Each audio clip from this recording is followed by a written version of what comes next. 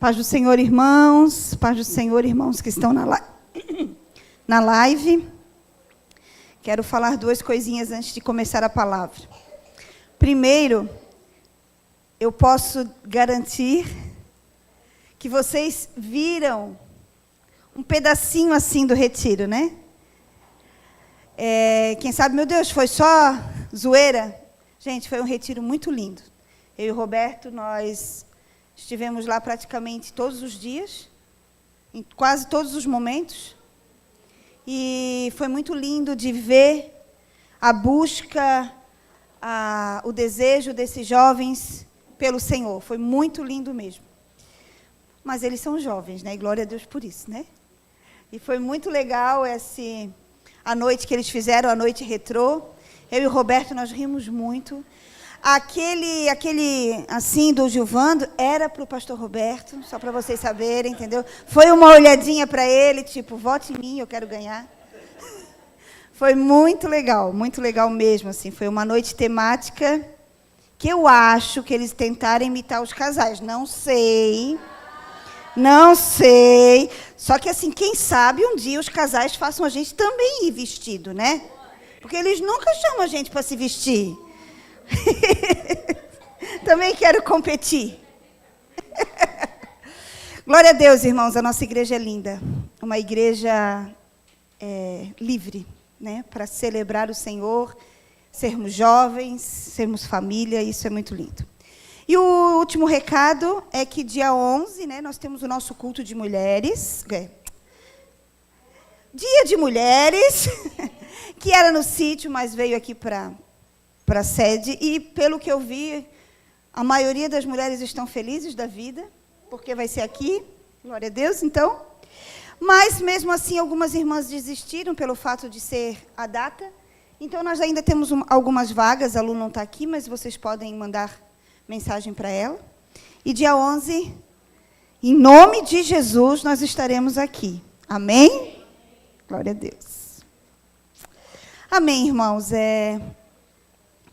Eu quero hoje trazer uma palavra bem diferente daquilo que eu estou acostumada a ministrar. Eu quero falar um pouquinho sobre história, e eu não sou boa em história, não sou professora de história. Eu vinha pensando, eu sou uma boa contadora de histórias, né? História mesmo, aquilo que aconteceu, eu tenho um pouco de dificuldade, mas desde o início de que eu sabia que eu ia ministrar, eu conversei com o Roberto, eu achava muito importante estar trazendo esse tema hoje, e também por algo que o Espírito Santo ministrou comigo. Hoje eu queria um pouquinho falar para vocês que terça-feira agora, no dia 31 de outubro, nós comemoramos 506 anos da Reforma Protestante. Quem sabe você vai pensar assim, mas o que isso tem a ver com a gente? Tudo. Isso tem tudo a ver com a história da igreja. Tudo a ver. E eu vou rapidamente colocar vocês no contexto histórico para que eu possa ministrar. Eu quero ministrar hoje as 5 solas, que vocês já devem ter escutado, ouvido falar, e quem não ouviu vai conhecer hoje e entender um pouco dessa história e deixar o Espírito Santo falar com vocês. Amém? Então, eu fiz aqui um pequeno esboço e vou contar rapidamente, tá, irmãos? Se vocês que conhecem a história bem assim, eu vou...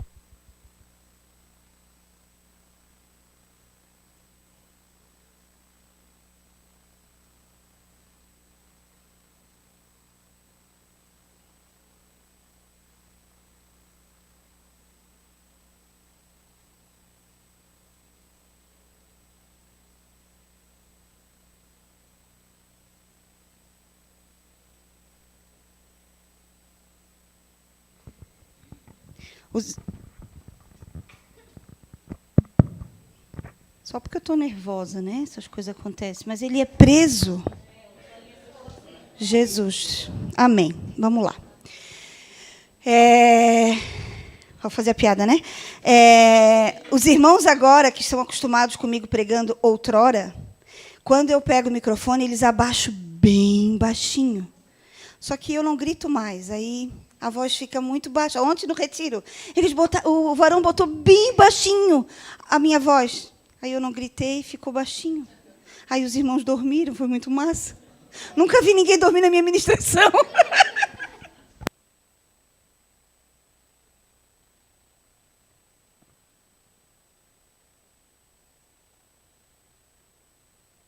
A tarde toda, aí eu falando baixinho, dormiram. Mas amém. Não foram todos, né? Tinha 3 ou 4 comigo ali.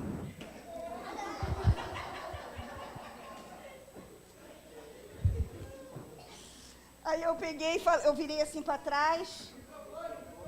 Eu virei assim para trás e falei para minha nora, eles estão dormindo. Aí eu disse assim, Espírito Santo, eu vou ter que gritar.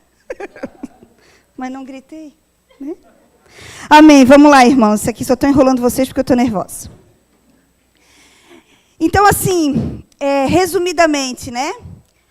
Apóstolo Paulo começa a igreja em Atos dos Apóstolos, né? Em Pentecoste, a igreja, Deus derrama um dínamos sobre aqueles 12 discípulos e mais, eu acredito que eram 100 e poucas pessoas reunidas. E dali para frente eles começam a ser igreja. E a ministrar e ser igreja e ser perseguidos. O templo é destruído, o templo, né, de Salomão, que foi construído, é destruído. João, o apóstolo que escreveu o Apocalipse, né, João, discípulo, é morto. E a igreja começa a se espalhar muito depressa. Aí nós começamos a ver a história providencial de Deus. Eu acho isso magnífico. Porque o Império Romano estava crescendo muito e eles estavam construindo estradas. E essas estradas fizeram com que os cristãos levassem a palavra cada vez mais longe. Né? E é muito lindo isso, porque enquanto um governo tentava ampliar, né, Deus estava expandindo o Evangelho. É maravilhoso isso, irmãos, quando nós vimos a história cooperando, né, porque é Deus agindo para o Evangelho. É muito lindo. E a igreja começa a se espalhar, eles começam a criar umas diretrizes para que a igreja fosse organizada. Já não eram mais aqueles 12, né, aqueles 144, agora a igreja estava crescendo, e nós podemos ver isso na carta do apóstolo Paulo, como ele ensina o povo a ser igreja. É muito lindo, que quando nós lemos, nós estamos vendo um pastor ensinando a ser igreja. Porque até então eles não sabiam o que era isso. Eles eram aqueles que seguiram Jesus, depois eles eram aqueles que começaram a anunciar Jesus, e a igreja começou a se consolidar. E cada vez mais a igreja era perseguida. Né? Era fácil nós vermos isso na história. Os grandes mártires da igreja que morreram, né, por levar o evangelho. Então a igreja estava sendo cada vez mais perseguida. Aí um governante chamado Constantino, ele se converte, entre aspas, né?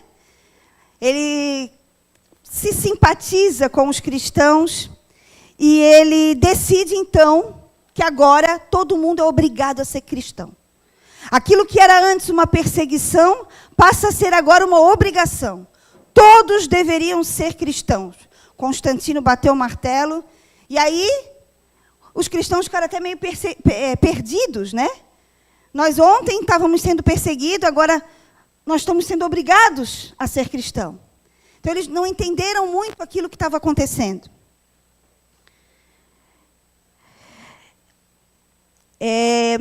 A igreja, ela começa a se espalhar e crescer demais, né, muito rápido. Como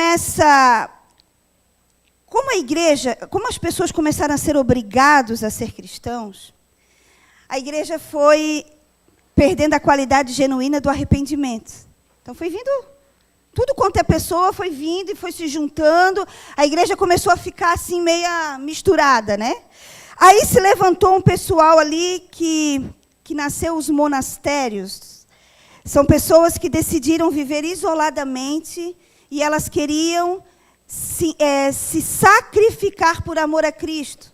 Aí começou umas coisas bem inusitadas. Eles começaram a se flagelar, né? Viviam em isolamento, porque a igreja estava muito liberal, vamos dizer assim. Gente, eu estou falando com as minhas palavras, os professores de história aqui, ó. Bom,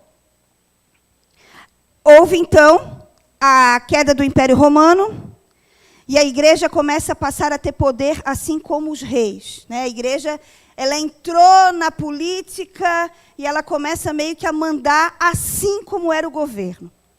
Bom, nesse momento a igreja se tornou algo glamuroso.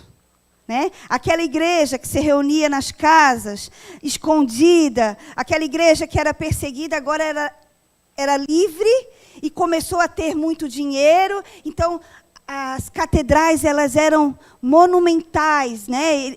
E era muito desejado ter uma catedral assim, né? Cheia de ouro. Bom, cheguei mais ou menos, vocês conseguiram me entender? Amém. Obrigado, Frank. Acho que tu foi o único, mas amém. Bom, chegamos nesse momento da história, onde a igreja está muito ligada com a política, onde a igreja também faz parte do governo do povo, onde a igreja está rica e está gostando de ser rica, mas um rico que não era mais, eles tinham tudo em comum e dividiam, né, e davam para os órfãos, a viúva, não, eles compravam ouros, né, e construíam as megas catedrais. Nesse momento, irmãos, a igreja está totalmente perdida em termos... uma coisa muito, muito interessante de falar. Como o evangelho foi expandindo e muitos povos começaram a se converter e aceitar o evangelho de Jesus Cristo, eram várias línguas, mas a Bíblia, naquela época, ela só existia em latim. Então, não eram todos que tinham acesso à leitura da Bíblia, porque a Bíblia era só em latim. E o clero, que seriam os pastores, que eram os padres, os monges, eles não tinham interesse nenhum em traduzir a Bíblia, porque eles achavam que estava muito bom assim. Nós lemos e passamos para o povo. Acontece, irmãos, que tristemente falar, essa é a igreja que veio se expandindo, tá, irmãos?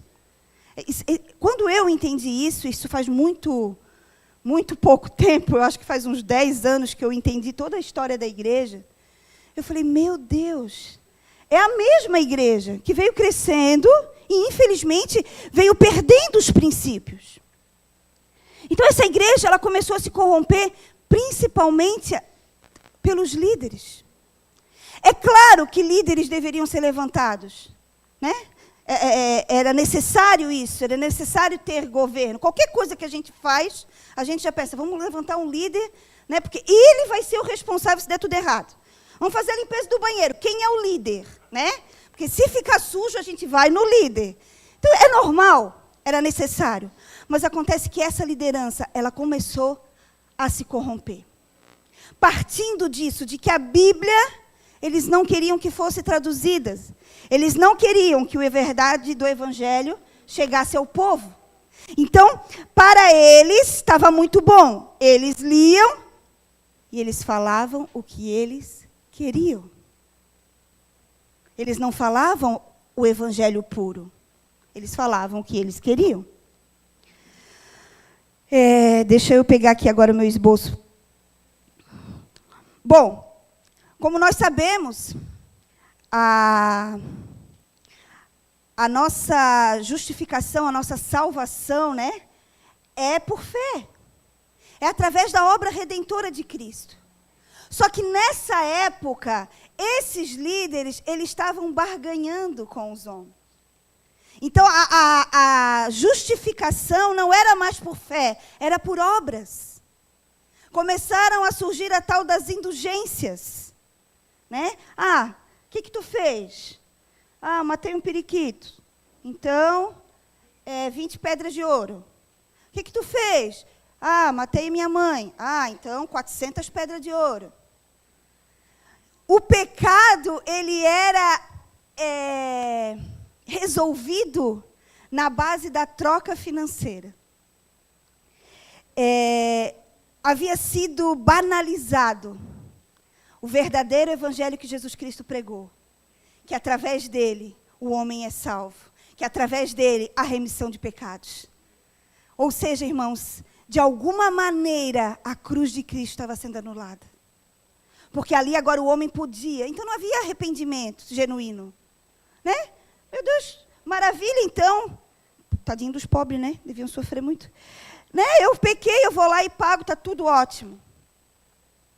Bom, outra coisa que aconteceu, né, como eu falei para vocês, as indulgências, né, as pessoas garantiam a sua salvação. Havia nessa época comprar um terreninho no céu.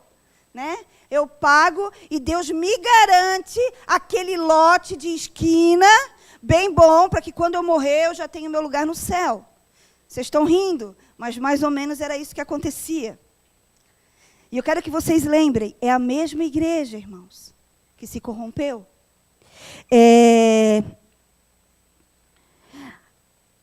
Bastava apenas uma doação generosa que a igreja resolvia todo o problema. Começou nesse tempo também as indulgências para pessoas mortas. Surgiu o tal do purgatório, que não existe, meu irmão. Não existe o purgatório, não vou entrar nesse contexto, mas não existe. E o que seria isso? Minha mãe, tu estás bem, linda, maravilhosa, é só um exemplo. Minha mãe morreu e eu fico aqui agoniada, onde é que a minha mãe está? Né? Não, ela está no purgatório esperando alguma coisa ser resolvida. Então eu pago. Eu pago alguma coisa, eu faço alguma coisa e minha mãe sai do purgatório. Então, a banalização do evangelho estava sendo tão grande que eles estavam achando de tudo para barganhar com Deus e arrecadar para eles. Né? Infelizmente, é isso que eu entendo. Uma coisa que eu esqueci. Mas amém. Bom, em 1517, que é a data que nós comemoramos agora, dia 31, não é que essa data, dia 31 de outubro de 1517, foi proclamada a Reforma Protestante. Não foi, irmãos. Isso foi um processo muito longo. Mas nós vamos relatar o que aconteceu nessa época. Um monge chamado Martinho Lutero, irmãos, ele pregou nas portas da Catedral de Wittenberg 95 teses. Aí você pode pensar assim, meu Deus, ele estava indo contra a igreja, ele estava botando lá na porta para o seu protesto contra a igreja. Não, irmãos, já era uma coisa comum da época. Eles colocavam as coisas que eles queriam que viessem a debate. Né? Ele não Na verdade, irmãos, o que Lutero queria era que o clero se sentasse e vamos conversar, porque nós estamos perdidos. A palavra de Deus está sendo ignorada. Ele queria isso. E aí ele bota as 95 teses, só que o que acontece? O clero não quer. Eles não querem isso. Porque tudo que estava ali estava indo contra aquilo que eles estavam vivendo e que estava muito bom, obrigada. Então, algo muito interessante, pelo menos para mim, quando conheci a vida de Lutero, né, que tudo isso se deu através de Romanos 1,17, onde diz que o justo viverá pela fé. E eu não vou entrar na vida de Lutero aqui, eu só quero mesmo contextualizar a história, mas ele tinha suas lutas, como todos nós temos. Ele tinha suas batalhas e os seus, vamos dizer, pecados a serem vencidos. E isso para ele, né, a indulgência, meu Deus, ele lutava contra isso. E quando saltou nos olhos dele, gente, o justo viverá pela fé. E é a fé em Cristo Jesus que me salva, né, que pode me transformar. Começou a ter uma revolução, como disse o Asaf, na vida de Lutero. E ele começou a querer expor isso para a igreja. Bom, uma das coisas que Lutero falava nas suas 95 teses, olha só, ele queria que a Bíblia voltasse a ser o centro do Evangelho. Ele desejava que os monges, os padres, o Papa, isso que eu tinha esquecido. Nessa época, irmão, Deus foi substituído pelo Papa. Então, quem dava as ordens já não eram as ordens de Deus. Se a Bíblia dizia isso, mas se o Papa dizia aquilo, vamos ficar com o Papa. Porque o Papa tem poder para isso. Então, a palavra de Deus ela estava totalmente esquecida. Então, aí Lutero coloca lá, gente, vamos voltar para o centro, que é a palavra. Ele dizia, Deus fez os cristãos como sacerdote. Apóstolo Pedro diz que vós sois geração eleita, sacerdócio real. Né, que nós podíamos chegar até Deus, que o véu havia sido rasgado. Né? Não precisava mais, como o Roberto acho que pregou domingo, do sumo sacerdote que entrava. Não precisava mais disso. Ele queria que o clero da época entendesse que o homem podia se achegar até Deus e pedir perdão. Porque isso não acontecia mais. Quem fazia isso e quem decidia era o clero. E também a justificação pela fé, que não era por obras, né? Aquelas obras, né? Era por fé. E assim, irmãos, começa a haver todo um movimento em vários lugares. Isso na Alemanha, mas também aconteceu na Inglaterra, também aconteceu na Escócia, foi acontecendo em vários lugares. Quando eu brinquei com o Roberto que, conhecendo um pouco a história, né, vou falar uma coisa minha aqui, eu acho que Lutero foi aquele assim, está todo mundo aqui, ó, revoltado. Quem quer falar alguma coisa? Empurraram, né? Não que empurraram, mas Lutero foi aquele que deu o primeiro grito. Mas ele não foi sozinho, existem vários homens que foram levantando isso e que foram se inquietando com essa igreja que estava corrompida. Aqui, Lutero ele vai ficar exilado, né, num monastério, num convento, alguma coisa desse tipo. Lembra? Isso, ele fica exilado lá, eu acredito que é 4 anos, mais ou menos. Enquanto ele está lá, irmão, sabe o que ele faz? Ele começa a traduzir a Bíblia para o alemão. A Bíblia, que era só em latim, Lutero começa a traduzir. Naqueles 4 anos que ele fica ali, ele começa a traduzir. E aí entra de novo a história providencial de Deus. Naquele tempo que Lutero estava lá traduzindo, existia um homem chamado Gutenberg que estava inventando a prensa. Quando Lutero termina de traduzir para o alemão, Gutenberg inventou a prensa. Podemos fazer mais Bíblias. Isso é lindo, irmãos. Eu acho isso maravilhoso, o agir de Deus. E então, ali foi um processo que durou alguns anos, né, até a igreja. E várias coisas aconteceram também que deram errado, né? Reformadores que entraram por um caminho equivocado. Mas ali, irmãos, foi um grito de socorro do Evangelho de Cristo. Foi um homem que se colocou no lugar, se colocou como profeta, né? E falou, está tudo errado, vamos parar por aqui. E o que eu quero ministrar, realmente, até agora foi só um esboço, o que eu quero ministrar com vocês, é algo que o Espírito Santo falou muito comigo, que tudo que nós vimos aqui, irmãos, infelizmente, nós vimos nas igrejas hoje. Hoje, a igreja também está se perdendo. Quem sabe você, irmão, está, graças a Deus, e continue assim, está bem aqui ó, no seu cantinho. Mas nós que conseguimos, às vezes, um pouco ver, ainda é pouco, a igreja está corrompida, irmãos. A palavra de Deus já não é mais o centro da igreja. de muitas igrejas. Hoje é palavras de motivação, hoje é o egocentrismo, né, que o próprio pregador está exaltando o ego do homem. Hoje, irmãos, ainda tem indulgências. É só você ir num bom culto da prosperidade. É só você ir numa boa igreja, onde seu filho está em depressão, traga uma oferta, que seu filho vai ser curado. Irmãos, eu não estou falando besteira. É muito fácil em algumas igrejas hoje, nós vermos as indulgências sendo feitas. É muito fácil hoje a fé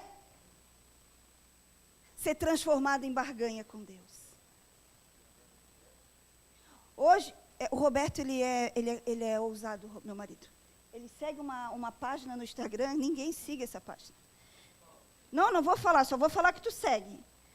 Gente, que ele vê cada coisa que às vezes eu falo, Roberto, desliga isso. Gente, as pessoas vendendo de tudo quanto é coisa ungido no óleo de Israel, no óleo santo de Jeová. É pastor subindo o monte com vários objetos terríveis, para os irmãos usarem aquilo e tudo ser melhor na sua vida. Irmãos, a igreja está assim.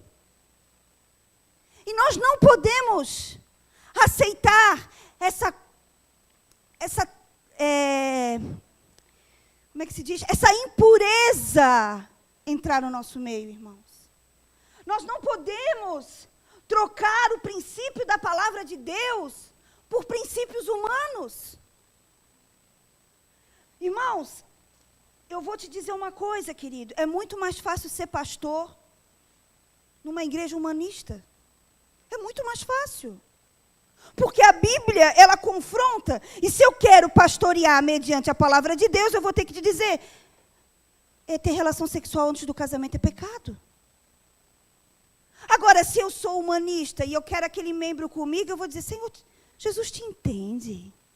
Ele sabe que a carne é fraca. Não, vamos fazer o seguinte, vamos caminhar pertinho.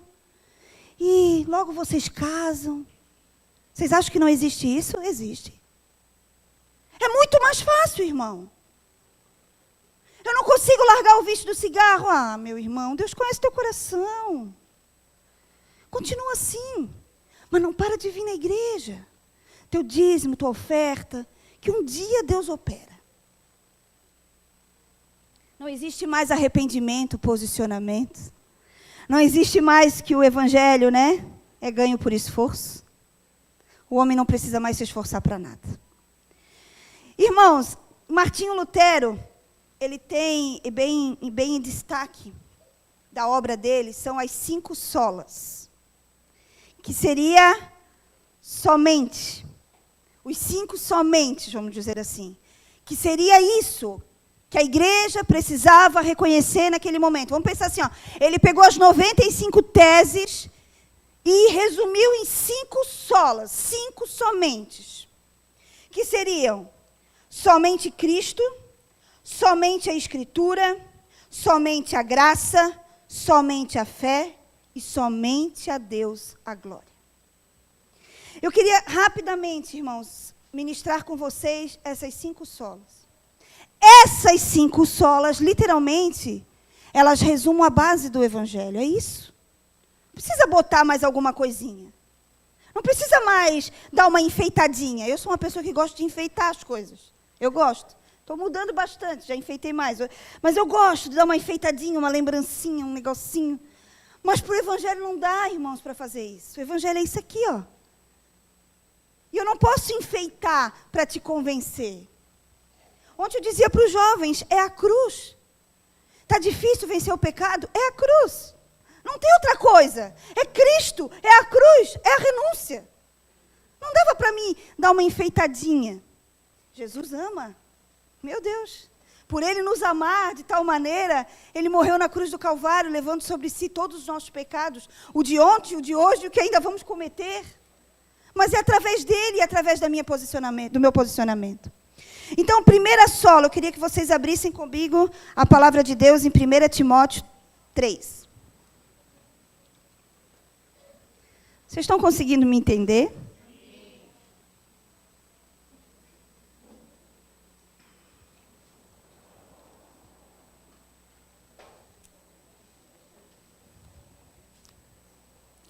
Segunda Timóteo 3, versículo 16 e 17. Amém?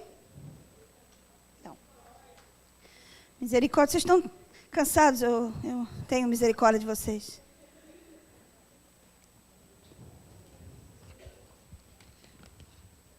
Amém? Quem abriu, abriu. Quem não abriu, não sei se está no Data Show. Toda a Escritura é divinamente inspirada e proveitosa para ensinar, para redaguir, para corrigir, para instruir em justiça, para que o homem de Deus seja perfeito e perfeitamente instruído para toda boa obra. Irmãos, são inúmeras as passagens que eu podia pegar que fala da verdade, né, da Escritura. Mas eu peguei essa porque ela diz assim, ó, que ela é proveitosa para o ensino, proveitosa para redaguir, proveitosa para construir e instruir. Essa é a palavra de Deus. Irmãos, todas as nossas dúvidas, é absurdamente louco isso. Nós encontramos resposta na palavra. É muito tremendo isso. Eu acredito que eu devo estar 30 anos convertida. 30 anos, meu Deus do céu. 30 anos convertida, né? E, claro, hoje, tu tem muito mais conhecimento do Evangelho, da palavra. E aí tu vai vendo que para tudo a resposta está aqui. Para tudo. Então, quando Lutero, ele falou somente as Escrituras, ele estava indicando que a inspiração, a autoridade, a suficiência, a infabilidade, a inerência era das Escrituras. Ela não podia ser passada pelo filtro do homem. Vocês entendem, irmãos? Ela não podia, por exemplo, na nossa igreja, nós tiramos a Bíblia de todo mundo. Só o Roberto lê a Bíblia. Aí ele pega e lê aqui, aí ele passa mais ou menos do jeitinho que ele acha. Aqui, ó, é mais ou menos assim, ele não passa o puro. E você não tem acesso? Você não lê? Por isso que nós falamos tanto aqui, todos os pregadores falam, leiam a Bíblia. Leiam a Bíblia, porque é ela que te convence, é ela, o Espírito Santo que convence através da palavra de Deus, da verdade. Amém? Somente Cristo.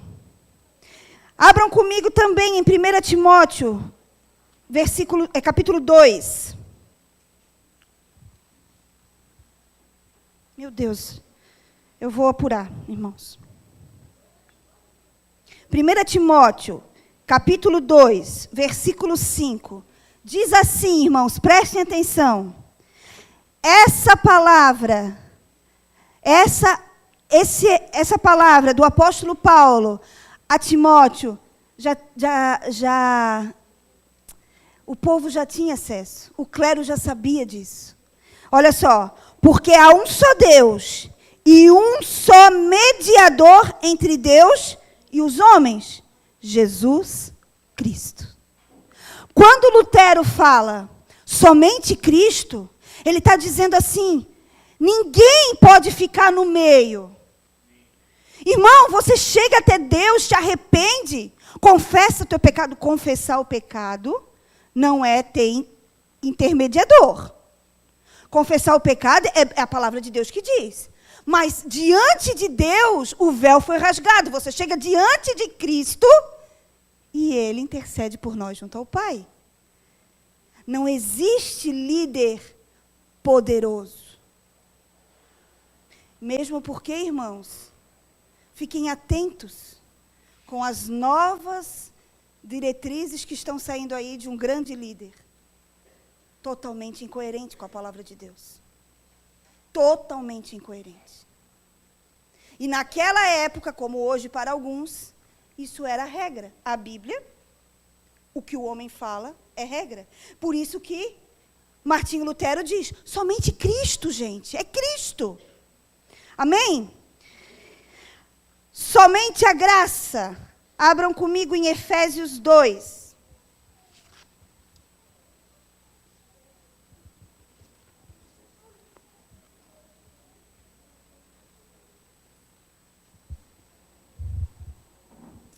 Amém, irmãos.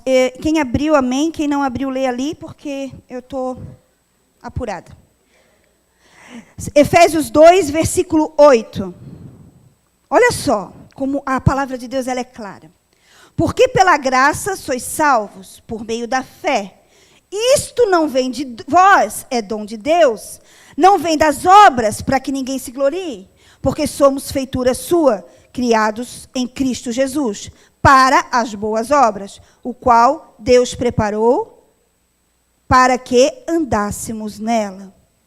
Lutero diz, gente, nós somos salvos pela graça, favor não merecido, Jesus já fez tudo, Ele já fez tudo.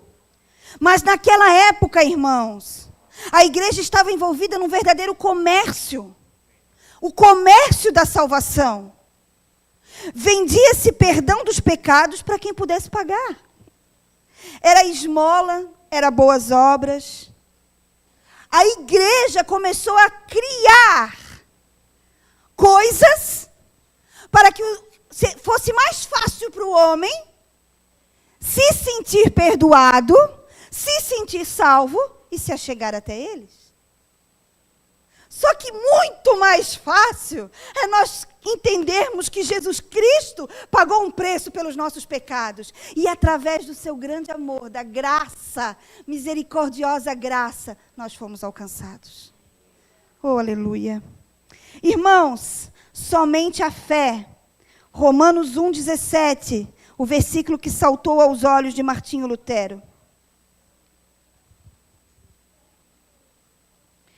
Romanos 1, versículo 17, diz assim: porque nele se descobre a justiça de Deus de fé em fé, como está escrito, o justo viverá pela fé. A justificação é unicamente pela fé. Isso foi um ponto essencial na Reforma Protestante, porque Lutero ele se empenhou durante muito tempo, como eu falei para vocês, em busca dessa salvação. Até que se saltou aos olhos dele esse versículo. E foi um divisor de águas. Irmãos, nós vivemos por fé e não por vistas. Nós vivemos por fé e não por coisas. Aleluia. E a última. Somente a Deus a glória. Romanos 11, versículo 36.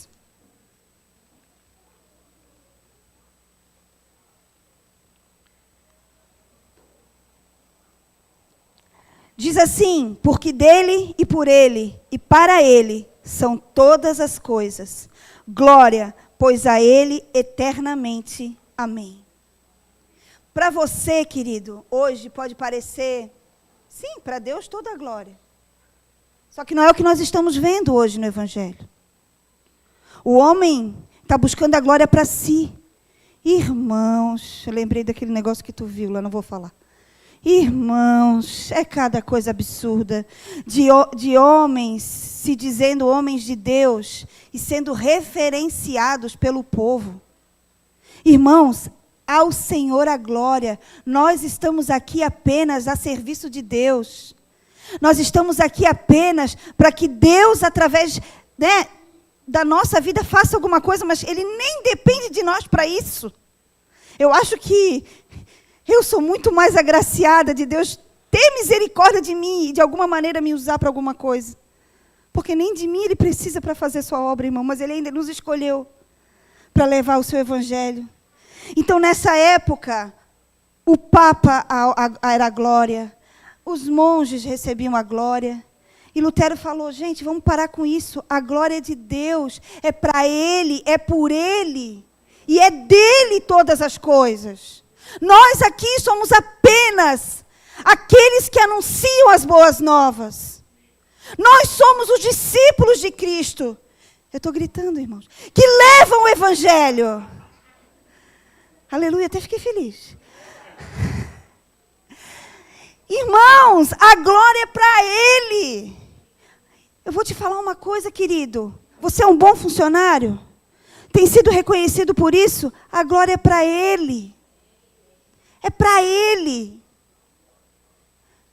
Você tem ido muito bem, é reconhecido como um bom aluno, glória a Deus, mas é por causa do Senhor. A Ele toda a glória. E eu quero encerrar, Leandro, se tu puderes vir. Eu quero encerrar, irmãos, te falando uma coisa. Já está ruim e vai ficar pior. Hoje, se nós pegássemos uma coisa enferrujada, eu podia dizer para vocês assim que tem uma beirada assim, ó, bem grande, que já está com ferrugem. Eu estou falando da igreja. Mas ainda existe um povo que não está enferrujado e corrompido. Irmãos, nós devemos buscar isso para a nossa vida. Somente a palavra, somente a fé, somente Cristo, somente a graça e somente a Deus a glória. Isso, há 500 e poucos anos atrás, veio refletir no dias de hoje. Se hoje você tem uma Bíblia para pegar na mão e ler, e liberdade para isso, foi porque homens pagaram um preço. Um deles, Martinho Lutero. Tem muito a ver com a tua vida cristã, irmãos, isso aqui. Só que se nós deixarmos, nós vamos nos corromper também. O homem, após o pecado, ele busca ídolos. É muito fácil, meu irmão, você vê alguém na internet e fala, cara, esse cara é bom demais, eu vou seguir ele, eu vou fazer o que ele faz. É fácil, irmãos, eu conheço pessoas que fazem isso. Irmãos, essa pessoa, ela é cheia de defeito igual eu e você. Claro que ela pode te ajudar, mas é Deus, é Jesus Cristo, é a palavra. Não aceite menos do que a verdadeira palavra.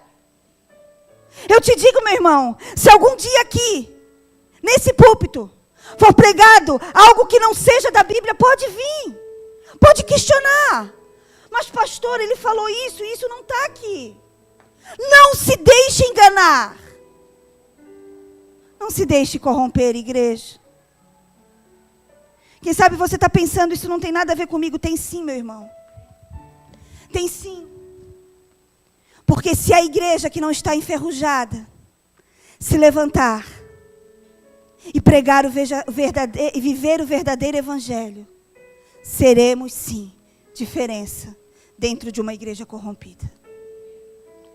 O povo ainda vai olhar e ver, existe ainda luzeiros brilhando. E não apenas lampiões apagados. Eu te convido a ser um luzeiro aceso, irmão. Eu te convido a dizer, Senhor, não me deixa corromper, não me deixa enferrujar. Senhor, que assim como Lutero, que a palavra saltou aos seus olhos e ele foi transformado, salta a verdade do evangelho aos meus olhos. Para que todos os dias, pela tua palavra, eu seja confrontado, transformado, curado e liberto. Te convido a ficar em pé, igreja. Podemos celebrar 500 e poucos anos da nossa história. Glória a Deus por isso. Glória a Deus pela tradução da Bíblia. Glória a Deus pela vida de Gutenberg, que criou a prensa. Tantos homens de Deus que foram usados. Tantos homens que foram usados por Deus. Mas nós não podemos nos basear e viver do passado. O presente precisa da gente.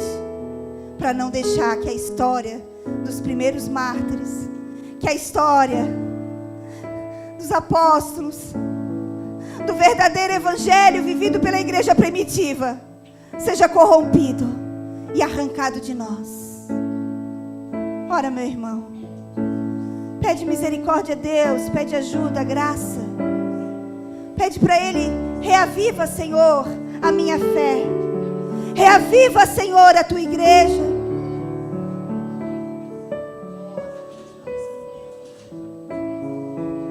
Ora, meu irmão, abre a tua boca e diga: não me deixa corromper, não me deixa enferrujar, Não me deixe esquecer que é somente Cristo, que é somente a graça, que é somente a fé, que é somente a palavra, e que é para Deus a honra e a glória. Aleluia! Oh, meu Deus, reaviva a tua igreja de novo, faz a chama arder neste povo, como eram os primeiros cristãos. Oh, meu Deus, reaviva a tua igreja de novo, faz a chama arder neste povo, começando em meu coração. Oh, coisa linda, irmãos! Oh, meu Canta bem Deus, reaviva a tua igreja de novo, faz a chama arder neste povo, como eram os primeiros cristãos. Oh, meu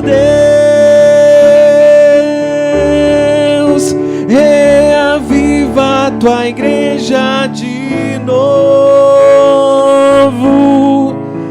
faz a chama arder neste povo. Começando aonde, meu irmão? Começando em meu coração.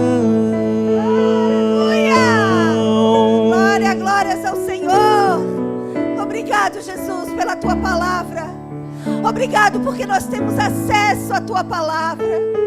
Obrigado, Senhor, pela vida desses homens que se colocaram na frente, tentando trazer a verdade do Evangelho novamente.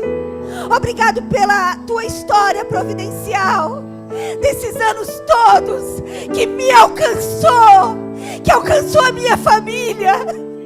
Obrigado, Senhor, pelos discípulos que mesmo depois da tua assunção ao céu, eles não desistiram, eles continuaram.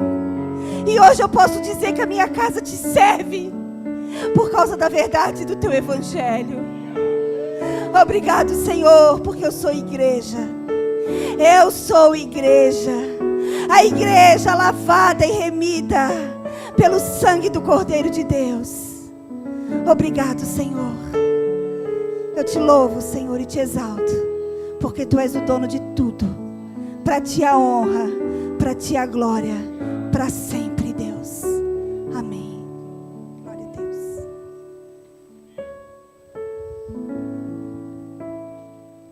Roberto falou que acabou. Irmãos, Deus te abençoe. Deixa essa palavra reavivar a tua vida essa semana. Amém?